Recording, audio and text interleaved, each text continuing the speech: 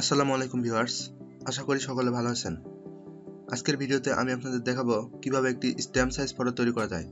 আর গত ভিডিওতে আমি আপনাদের দেখিয়েছিলাম কিভাবে একটি পাসপোর্ট সাইজ ফটো তৈরি করা যায়। সো স্ট্যাম্প সাইজ ও পাসপোর্ট সাইজ ছবি তৈরির প্রক্রিয়া মূলত এক হয়, শুধু সাইজটি ভিন্ন। সো যারা আমার গত ভিডিওটি দেখেননি তারা ভিডিও ডিসক্রিপশন বক্সে লিঙ্ক পেয়ে যাবেন, সেখান থেকে আপনারা ভিডিও দেখে আসতে পারেন। সো দেরি না করে চলুন আমরা আজকের ভিডিওটি শুরু করি।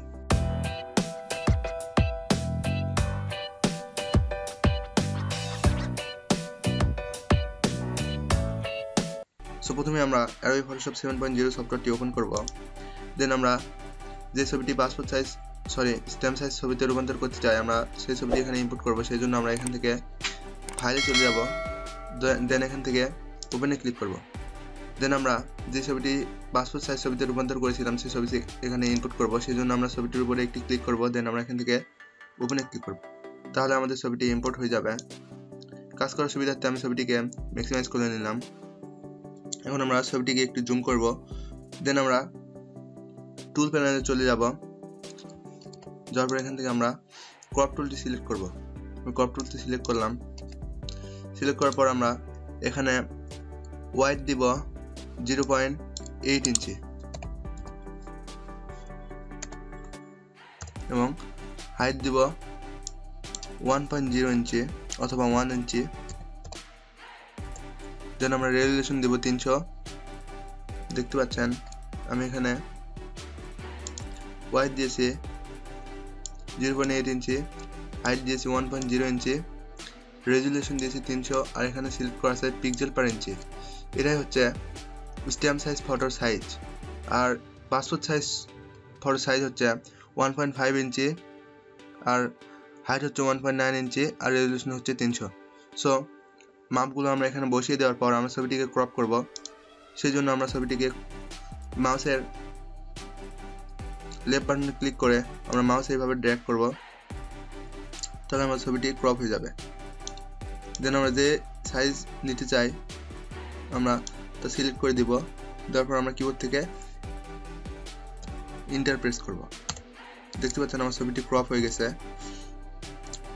সো এখন আমরা ছবিটি যত কপি করতে চাই তত কপি করব। সেই জন্য আমরা আবার এখান থেকে ফাইলে ক্লিক করব, দেন এখান থেকে নিউ ক্লিক করব। এখান থেকে আমরা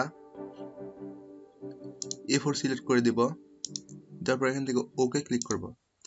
দেন আমরা টুল প্যানেল থেকে মুভ টুল সিলেক্ট করব। দেখতে পাচ্ছেন মুভ টুল, আমরা মুভ টুলটি সিলেক্ট করলাম। দেন আমরা ছবিতে ক্লিক করে ছবিটি এইভাবে ড্র্যাগ করে ধরে এখানে ছেড়ে দিব।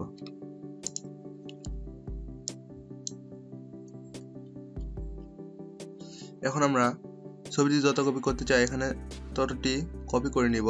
সেই জন্য আমরা কিবোর্ড থেকে অল্টার বাটন চেপে ধরে এভাবে ছবির উপরে ক্লিক করে এভাবে ড্র্যাগ করব, তাহলে আমাদের ছবিটি কপি হয়ে যাবে। সাপোজ আমি এখান থেকে 4 কপি ছবি করব, সেই জন্য আমি 4টা কপি ছবি সিলেক্ট করে নিলাম বা কপি করে নিলাম।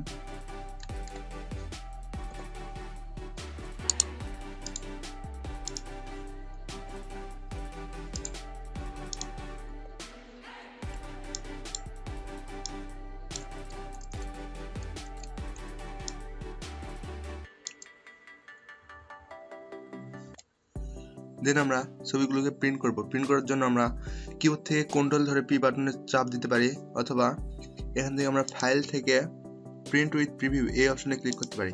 সো আমি এখানে ক্লিক করলাম। দেন আমরা এখান থেকে সেন্টার ইমেজে দেখতে পাচ্ছেন একটি টিক চিহ্ন রয়েছে, আমরা এই টিক চিহ্নটি তুলে দিব।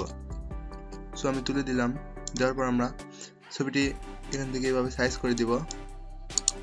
দেওয়ার পরে আমরা এখান থেকে প্রিন্ট অপশনে ক্লিক করে দিব। এখান থেকে আমরা প্রসিডে ক্লিক করে দিব। দেন এখান থেকে আমরা যে মডেলের প্রিন্টার ইউজ করি এখান থেকে আমরা সেই মডেলের প্রিন্টারের মডেলটি সিলেক্ট করে দিব। দেন আমরা প্রপার্টিসে ক্লিক করব। করার পর এখান থেকে পেপার সাইজ সিলেক্ট করে দিবেন। এখান থেকে A4 সাইজ সিলেক্ট করে দিবেন, অথবা আপনারা যে পেপার ব্যবহার করেন, যেমন প্লেন পেপার বা কালার পেপার যেটা ব্যবহার করেন সেটা সিলেক্ট করে দিয়ে প্রিন্টে ক্লিক করবেন, তাহলেই ছবিটি প্রিন্ট হয়ে যাবে। যেহেতু আমার কাছে প্রিন্টার নেই, আমি ছবিটি প্রিন্ট করে দেখাতে পারলাম না, সেজন্য সরি, আন্তরিকভাবে অনেক দুঃখিত। সো আজকের ভিডিওটি এ পর্যন্তই। ভিডিওটি যদি আপনাদের ভালো লাগে তাহলে অবশ্যই ভিডিওটি একটি লাইক দিবেন এবং আমার চ্যানেলটি সাবস্ক্রাইব করবেন। আজকের মতো এখানে শেষ করলাম।